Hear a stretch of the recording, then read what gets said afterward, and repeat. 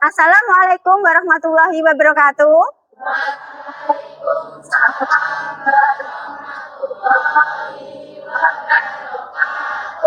Selamat pagi anak-anak sekalian.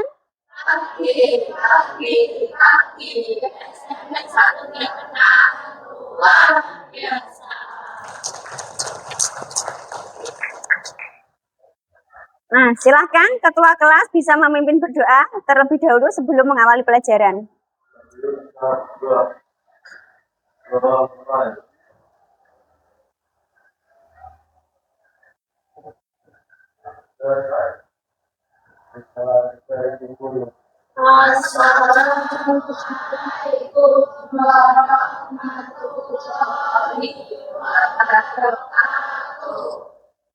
Waalaikumsalam warahmatullahi wabarakatuh.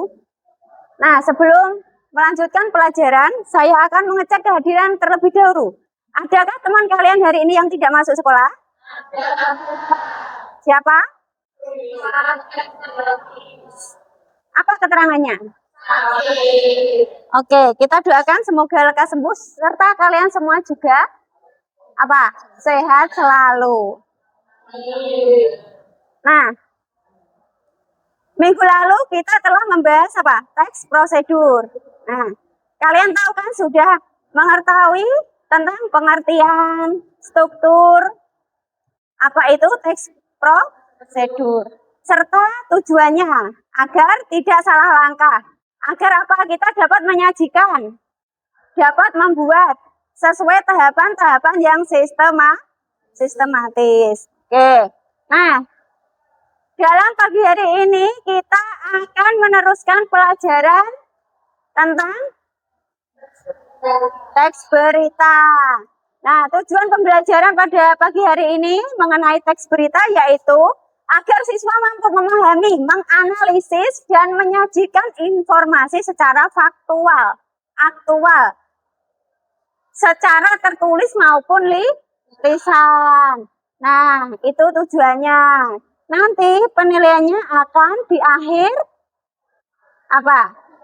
bab di materi berita. Nanti kalian akan mencari teks berita di majalah atau nanti akan dianalisis dan dinilai. Nah, berita itu kok dibilang secara faktual. Mengapa kok dibilang secara faktual?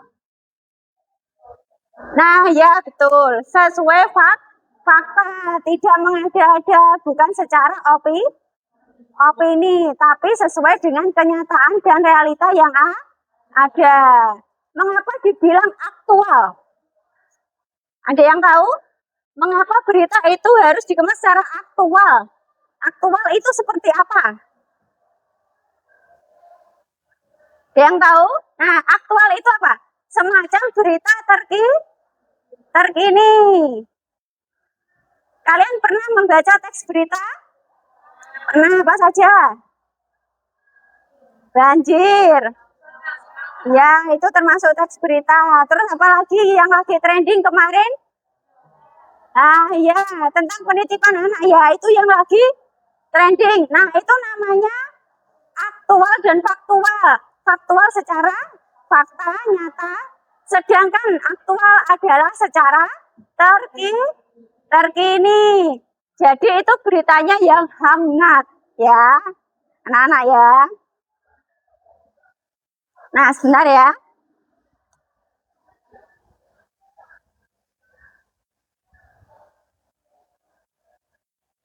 Nah, ada yang tahu? Bisa dibaca ini ya, pengertian teks berita. Bisa dibaca? Silahkan baca. Tulisan yang berisi informasi faktual, aktual, mengenai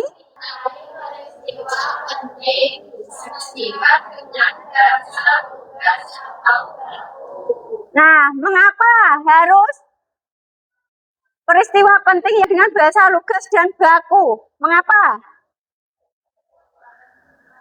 Ya, supaya mudah dipahami.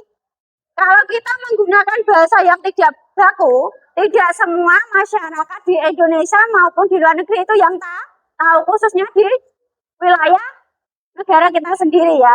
Bahasanya harus baku, menggunakan bahasa Indonesia yang benar sesuai EYD. Apa itu EYD? Ejaan yang disempurnakan. Bukan bahasa sehari-hari yang dipakai kalian untuk komunikasi dengan temannya ya. Kayak lo, gue, apa itu ya, itu bukan bahasa baku. Yang bahasa baku ya bener-bener ada yang bahasa baku. Ada subjek, ada predikat. Nah, kayak gitu. Dan mudah dipahami dan dimengerti. Nah, dalam teks berita terdapat unsur-unsur. Apa itu? Adik Simba. Apa? Apa itu menjelaskan apa? Peristiwa yang sedang terjadi itu apa? Ya, misalkan peristiwa apa? Pengeboman bom Bali. Itu jelas. Di mana? Menjelaskan lokasi kejadian itu harus ada secara jelas. Kapan itu menyatakan waktunya juga harus jelas, pukul sekian atau hari apa gitu ya. Siapa itu aktor atau orang yang melakukan atau orang yang di dalam peristiwa tersebut. Mengapa? Menyatakan alasannya kenapa, ada apa ya, mengapa terjadi demikian. Nah, bagaimana ini menjelaskan suatu proses atau kronologi kejadian. Kronologi kejadian itu yang seperti apa? Harus secara runtut, urut, dan jelas. Tidak dibuat-buat ya, sekali lagi. Berita itu fakta dan faktual dan aktual. Apalagi beritanya terkini, itu pasti orang-orang akan tertarik. Menulis berita itu harus orang-orang itu tertarik untuk membaca. Apalagi lagi hotnya itu ya, trending topiknya. Nah, struktur. Sekarang kita akan membahas tentang struktur teks berita. Ada apa lagi? Ayo. Judul ini harus dikemas secara singkat. Tidak boleh panjang, harus singkat, padat, dan mewakili isi keseluruhan. Ya, jelas? Yang kedua, teras berita. Paragraf pertama berisi informasi mengenai 5W1H atau adik Simba. Seperti yang tadi dijelaskan dalam unsur-unsur teks berita. Tubuh berita menceritakan tentang kejadian yang terdapat pada peristiwa secara rinci, berurutan, serta menjelaskan unsur mengapa dan bagaimana peristiwa itu terjadi. Ekor berita biasanya di paling akhir menjelaskan apa? Bagian penutup yang berisi informasi tambahan atau penutup. Jadi kalau kalian ingin menulis teks berita harus jelas. Ada judulnya yang jelas. Ada memenuhi unsur 5W1H atau adik Simba. Secara runtut harus ada alasannya mengapa dan bagaimana itu kok bisa terjadi. Misalkan terjadi kebakaran di suatu rumah. Alasannya apa? Karena lupa mematikan kompor. Mengapa? Nah, karena dia pergi dan lupa mematikan kompor. Nah, itu kan ada mengapa, ada alasannya, dan bagaimana, ada kronologi kejadiannya. Di dalam rumah ada 2 orang yang meninggal karena apa? Dia terkurung, rumahnya terkunci, semacam itu. Nah, itu namanya apa? tubuh berita ya yang menjelaskan secara rinci ini tadi ya. Nah, untuk selanjutnya kaidah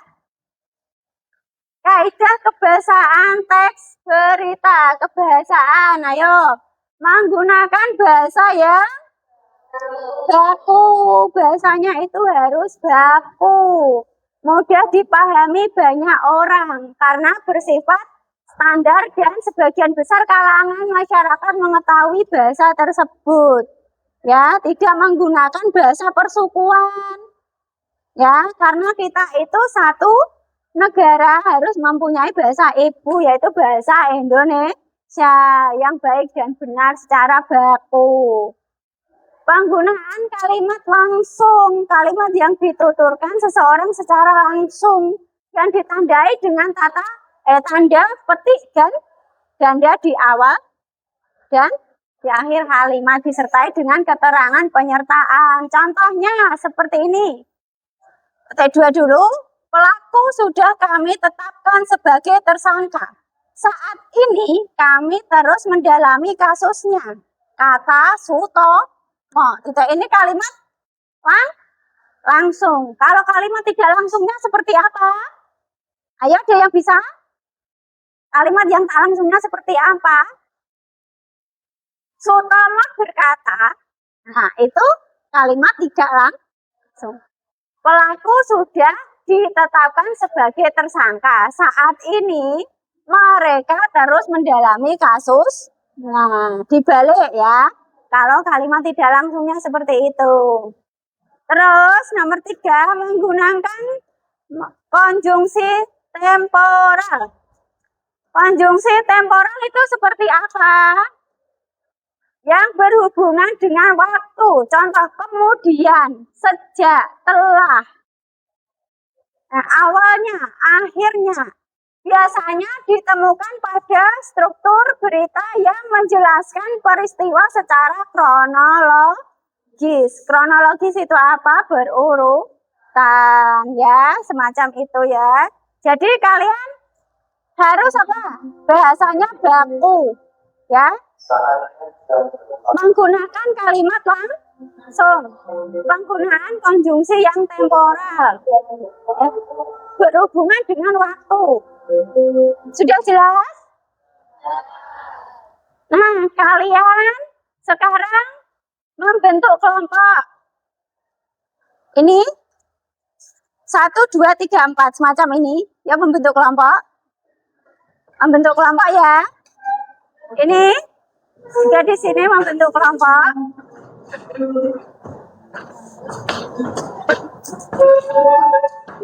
Orang semacam ini. Kalian nanti menentukan unsur-unsur di dalam berita yang ada. Nanti kalian cari berita yang ada ini apa. Nah, unsur-unsurnya kalian harus ditulis. Apa yang terjadi sebuah peristiwa itu. Di mana, kapan, dan bagaimana kronologi kejadian itu bisa terjadi. Oke, ini saya bagikan. Ini dengan ini ya. Apa yang terjadi kayak gini kan? Apa?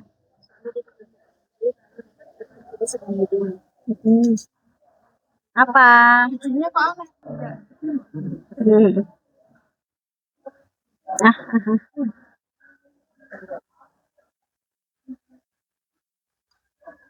Ke depan. Ya, silakan maju ke depan. Mewakili temanmu 2 orang. Ya, mewakili kelompokmu.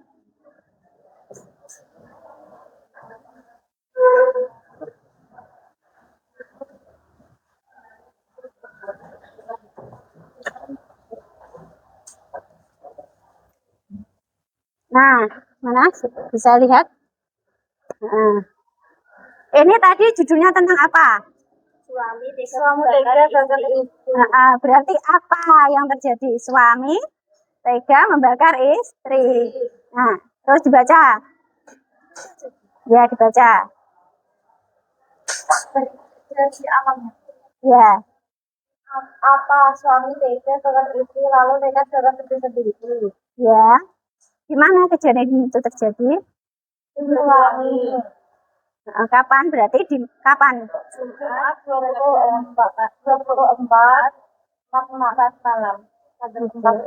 Terus siapa yang membakar atau yang dibakar itu tadi? Suami yang membakar, istri yang dibakar. Oke. Mengapa? Karena suaminya cemburu. Nah, itu kan mengapa kan menjelaskan tentang alasan. Oke, terus adik-adik anak-anak yang belum bisa dikumpulkan di meja saya. Nanti saya akan melakukan penilaian. Oke, yang belum berteks berita, yaitu menjelaskan suatu kronologi kejadian yang fakta dan ya yang faktual dan aktual dengan bahasa yang baku ya. Itu kesimpulannya di pagi hari ini. Nanti saya akan melakukan penilaian, nanti dikumpulkan ya tugas di hari ini. Nah, perasaan kalian hari ini senang atau sedih atau bagaimana? Ada yang belum dipahami pelajaran pada pagi hari ini? Sudah jelas? Sudah. Oke.